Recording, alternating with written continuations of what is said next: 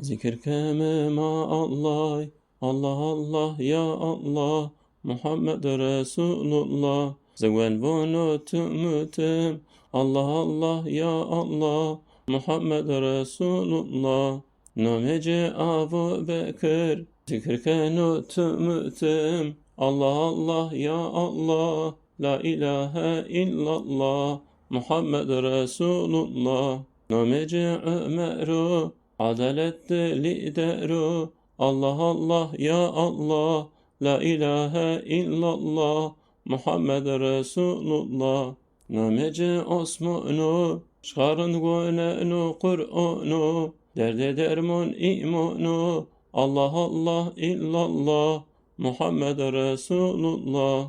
Namece Ali'yu, çıkarın da veli'yu, Allah Allah illallah, Muhammed Resulullah.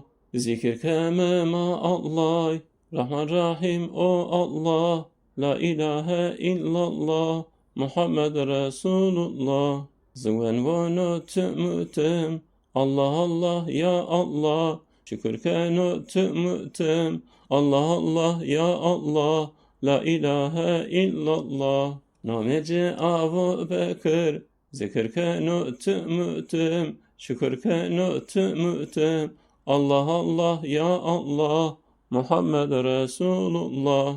Namece Ömer'u, adalette önderu, Allah Allah ya Allah, Allah Allah ya Allah, la ilahe illallah, Muhammed Resulullah. Namece Osman'u, raveş gönenu Kur'an'u, Allah Allah ya Allah, Allah Allah ya Allah, Muhammed Resulullah, nurun nur zikrullah.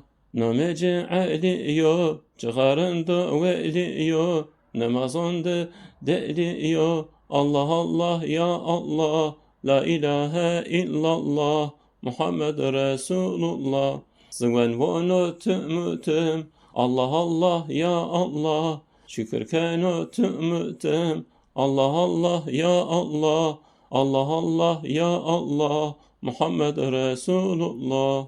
Namece Abu Bekir, zıvende cedetim zikir, şükür kenu tümütüm, Allah Allah ya Allah, Muhammed Resulullah. Name ey Ömer'u, adalette rehberu, Allah Allah illallah, Muhammed Resulullah. Name ey Osman'u, çıkarın gönenu Kur'an'u, Allah Allah illallah, Muhammed Resulullah. Name ey Ali'yu, namazında veli'yu, Allah Allah illallah, Muhammed Resulullah.